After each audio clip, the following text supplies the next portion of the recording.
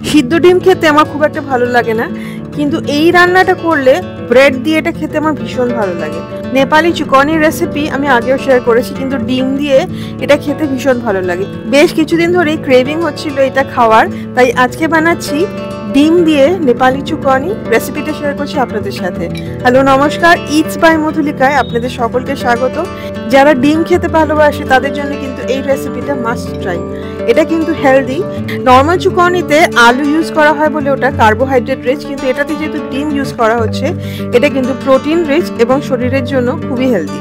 রান্নাটাকে আরও হেলদি করতে রিফাইন্ড অয়েলের জায়গায় ঘি ইউজ করা যেতে পারে।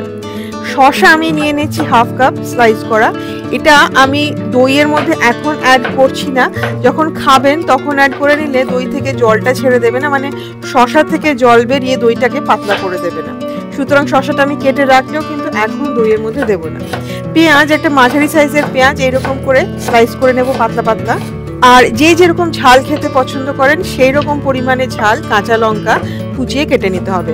রান্নার এই সমস্ত উপকরণের লিস্ট শেয়ার করা থাকবে রান্নার নিচে ডেসক্রিপশন বক্সে, আর শেয়ার করা থাকবে আরও কিছু ডিমের রেসিপির লিঙ্কে ক্লিক করলে রেসিপিগুলো দেখা যায়। দেখে যদি ভালো লাগে অবশ্যই ট্রাই করবেন। পছন্দ হলে প্লিজ লাইক করবেন ও শেয়ার করবেন অ্যাটলিস্ট 5 জনের সাথে যারা রান্না করতে ভালোবাসে। সাদা তিল আমি নিয়ে নিয়েছি 1 টেবিল চামচ।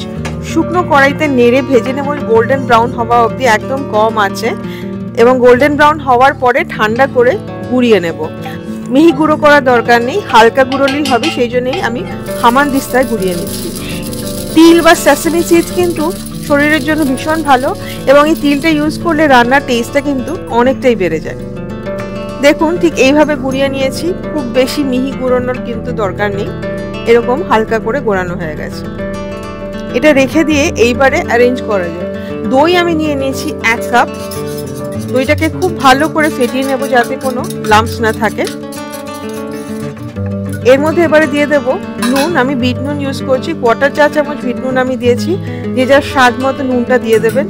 চিনি আমি দিয়েছি 1/4 চা চামচ। এই রান্নায় দই যেটা ইউজ করা হবে সেটা যাতে বেশি টক না হয়, টেস্টটাকে ব্যালেন্স করার জন্য 1/4 চা চামচ চিনি আমি দিয়ে দিয়েছি। আর দিয়ে দেব তিলের গুঁড়োটা। খুব ভালো করে মিশিয়ে নিতে হবে সমস্ত কিছু।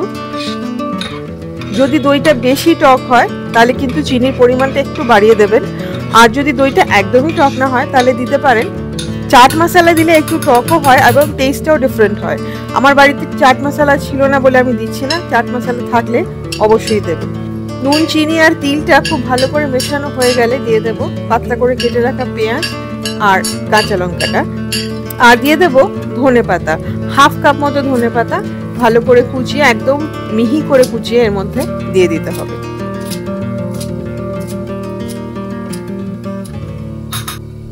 খুব ভালো করে এবারে আবার মিশিয়ে নেব। ভালো করে মিশিয়ে নেবার পরের স্টেপটা হচ্ছে সব থেকে ইম্পর্টেন্ট, একটা ফোড়ন দিতে হবে। এই ফোড়নটা কিন্তু রান্নার টেস্টটা একদম পাল্টে দেবে।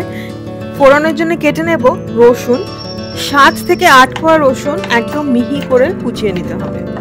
চাইলে পাতলা পাতলা করে স্লাইসও করে নিতে পারেন, যেটা ইচ্ছা। রসুনটা মুখে পড়লে যদি ভালো লাগে তাহলে স্লাইস করে নেবেন, নাহলে কুচিয়ে কেটে নিলেই ভালো। রিফাইন্ড অয়েল আমি দিয়ে দিয়েছি 1 টেবিল চামচ। চাইলে এটার রিফাইন্ড অয়েলের পরিবর্তে কিন্তু ঘি দিতে পারেন, তাহলে কিন্তু রান্নাটা টেস্টিও হয়, হেলদিও হয়। এর মধ্যে দিয়ে দেব রসুন কুচিটা। ভেজে নিতে হবে যতক্ষণে রসুন কুচিটা নরম হয়ে আসে। এটা একদম কম আঁচে ভাজাই ভালো, রসুনটা যাতে লাল লাল না হয়ে যায় সেটা কিন্তু খেয়াল রাখতে হবে। হলুদ গুঁড়ো দিয়ে দেবো 1/4 চা চামচ, শুকনো লঙ্কার গুঁড়ো দিয়ে দেবো 1/4 চা চামচ। এটা কিন্তু রসুনটা নরম হয়ে যাওয়ার পরে দেবো। কয়েক সেকেন্ড মতো নেড়ে নিয়ে এর মধ্যে দিয়ে দেবো কসুরি মেথি। কসুরি মেথির গুঁড়ো 1/4 চা চামচ। নিয়ম মতো এর মধ্যে গোটা মেথি দিতে হয় ফোড়নে, কিন্তু গোটা মেথিটা পরে মুখে পড়লে যেহেতু ভালো লাগবে না, সেই জন্য আমি কসুরি মেথি দিলাম। পুরো ফোড়নটা এবারে দিয়ে দেবো দইয়ের মিশ্রণের মধ্যে। এই ফোড়নটা দেওয়ার পরেই দইয়ের টেস্টটা, মানে এই চুকনির টেস্টটা একদম পাল্টে যাবে। খুব ভালো করে মিশিয়ে নিতে হবে। দইয়ের রংটা পাল্টে এটা খুব সুন্দর হলুদ রং হয়ে যাবে।